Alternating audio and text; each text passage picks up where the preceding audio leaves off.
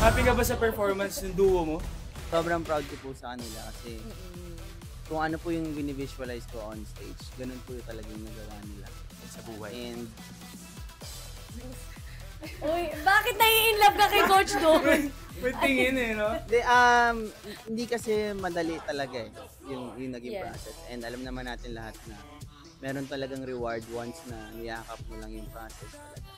And at the same time, sobrang special kasi sa akin yung piece na to kasi isa to sa mga ganitong, yung concept nila na heist. Nagawa ko siya before. Ha? Nagnakaw ka before? Ay, ano ba yun? Wala pa ako ninanakaw, puso lang po. Sorry ko. Ay!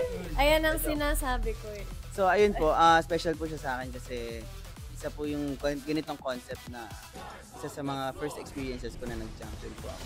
Wow! So- Pero alam nyo guys, tama din yung panel of judges natin ng ating dance authority. Revelation talaga kayo, lalo ka na nga. In fairness, ang galing nyo talaga. Congrats guys!